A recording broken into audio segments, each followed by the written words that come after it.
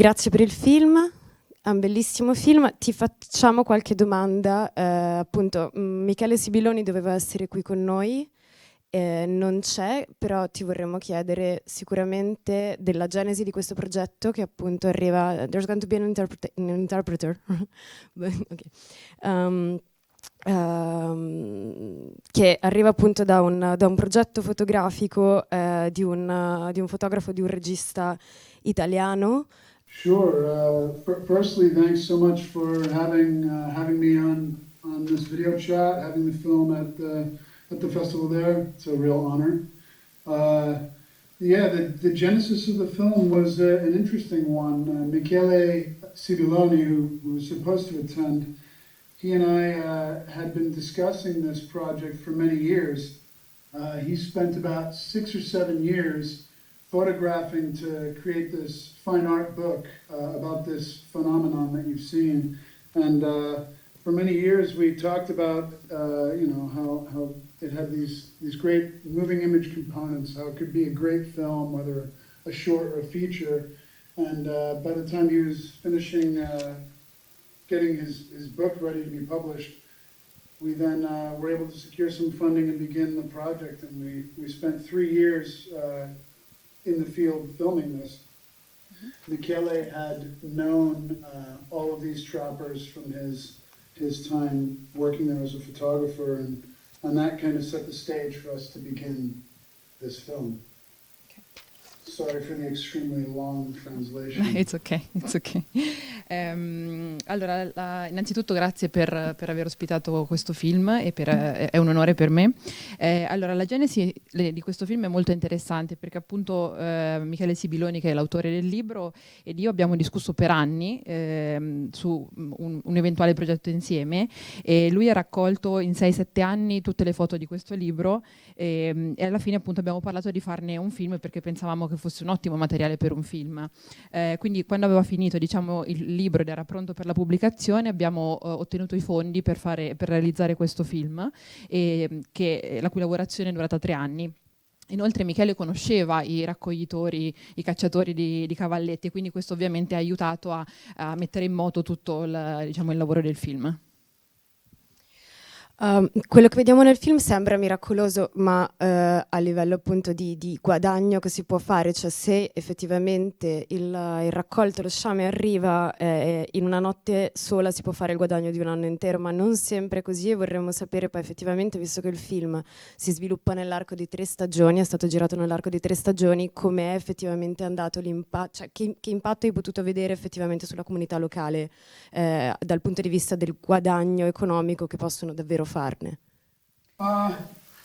Very good question. On the local community, the impact, I'm sure there was an economic increase. However, these were primarily trappers from outside of that community. These trappers, they're kind of like gold rush prospectors, where they chase wherever they believe these grasshoppers will be in hopes of catching them, which, as you mentioned, is few and far between. However, there is an economic boost, restaurants, small jobs around town, but the environmental impact is significant. So I think often these local communities are negatively impacted by the trapping activities. Allora, sicuramente la comunità locale ha visto, diciamo, un miglioramento a livello economico in qualche modo, però dobbiamo ricordarci anche che questi cacciatori in realtà vengono da fuori e semplicemente, diciamo, seguono un po' questi sciami di cavallette e comunque appunto sono, diciamo, che le attività locali come ristoranti, piccoli appunto lavoratori in qualche modo hanno beneficiato, però il prezzo più alto in realtà l'ha pagato l'ambiente e quindi alla fine comunque la comunità locale ne è influenzata, ha delle conseguenze, diciamo, negative sulla comunità locale. Una domanda che ti volevo fare è sulla colonna sonora, in realtà, perché è una colonna sonora particolarmente caratteristica che va a sottolineare queste immagini eteree delle cavallette, e il compositore è un compositore parecchio noto, e volevo capire appunto il processo anche di sonorizzazione del film, la colonna sonora del film, come hai deciso di integrarla rispetto alle immagini? We were very lucky to be able to collaborate with Robert on this. I had by chance attended one of his performances in a very small town in which I live, and kind of floated him this idea while we were still in production, and immediately it was something that he was very interested in doing. Of course, because of his fame, we couldn't afford his rates, so he was very generous and worked within our budget.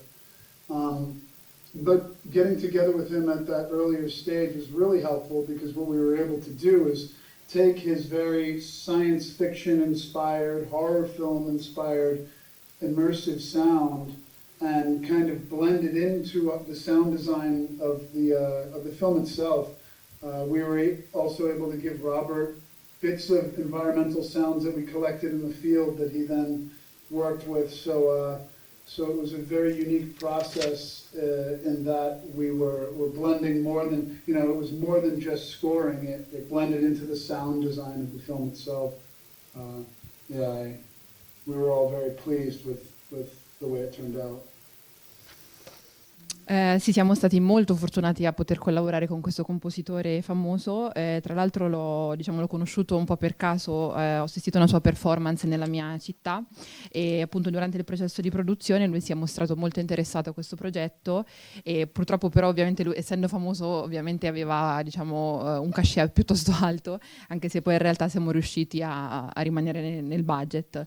È stato molto importante lavorare con lui fin dai primi, dalle prime fasi del lavoro, perché siamo riusciti a integrare la sua musica, che è un po' ispirata ai film dell'orrore, della fantascienza, al tutto il design sonoro del film, a cui tra l'altro abbiamo aggiunto anche dei suoni che abbiamo registrato proprio in natura, e quindi questo ha reso veramente questo processo unico, e il risultato è ottimo. Ci sono delle domande da parte vostra? Diciamo che vedendo il film si viene come catapultati in un mondo quasi alieno, e ci sono molte cose strane che si vedono, anche, non so, per esempio tutti i problemi che avevano alla pelle i lavoratori, cioè, nel senso, tutto questo film fa venire tante domande, ma il film non dà nessuna risposta. Sembra qualcosa che è un incipit per un documentario, ma non spiega niente. Le uniche spiegazioni vengono date dai lavoratori stessi, non hanno veramente delle risposte, cioè hanno un'esperienza, ma non, come dire, le risposte che danno non sono certe. Diciamo, il tuo obiettivo era diverso da voler dare delle spiegazioni su cosa effettivamente succede, cose tecniche, o era proprio solo far un'esperienza visiva, come dire? Yeah, absolutely. We designed it exactly like that. We wanted to create this experience where the viewer gets to do that work, and as confusing as that can be, we left some breadcrumbs, some small trails of information for people to pick up upon, like whether or not the moon was involved with this process, and if the rain and the water was involved, and how these lights impacted, these trappers, and how they engaged in their environment. I think often, at least for me, and I know for our team, we're kind of tired of watching documentaries that are showing something and explaining it, and then there's an interview that explains it even more, and not that that's a bad thing, but we wanted to create the opposite of that, and let the heavy lifting be done by the audience. Sì, il mio obiettivo era proprio quello, cioè non dare spiegazioni. Diciamo che lasciamo che il pubblico faccia il lavoro principale, noi diamo semplicemente delle briciole, diciamo, di informazioni e lasciamo che il pubblico capisca da solo se è la luna che influenza gli sciami di cavallette, se sia l'acqua, quale sia anche gli effetti che questo ha sull'ambiente, eccetera. E sia io ma anche il mio team siamo un po' stanchi, diciamo, di quei documentari, scusate, che mostrano tutto, che sono anche che mostrano anche delle interviste oltre per spiegare tutto. Ovviamente non è una cosa negativa di per sé, però il nostro obiettivo era esattamente l'opposto.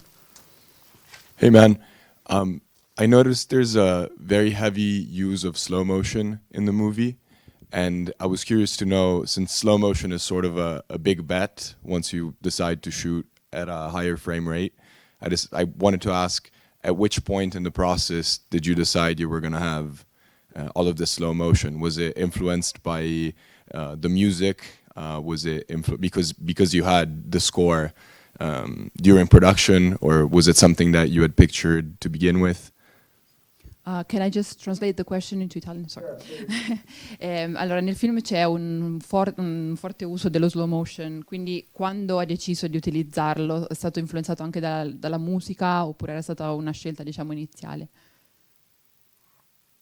Yeah, good question, and you're absolutely right. It's you got to choose if when you're going to use it, because it's very difficult to undo. We actually had a few clips where we tried desperately to try and reverse that process, to use a slow-mo clip in real time, and it never works. But yeah, we chose to the music. The music came later. In the production of the film, I knew that we were going to have these collision points where the insect world and the human world collided. And those points we chose to film in slow-mo to kind of enhance the emotion of that clash, of that collision, and to slow things down to cue the viewer into thinking a bit more closely about adding up what they've just seen. So that was kind of the philosophy in the slow-mo. Otherwise, we had slow-mo in the insect world, where often we had to film in slow-mo because the bugs were moving so fast, and the same with the birds. But the rule we typically used was these collision points between the two worlds, and when we wanted the viewer to lean in a bit more and listen for what we were telling them. Mm-hmm. It works great. You were very brave, though. Yeah, thanks. Sì, è sicuramente stata una scelta perché poi diciamo tornare sui propri passi è molto più difficile.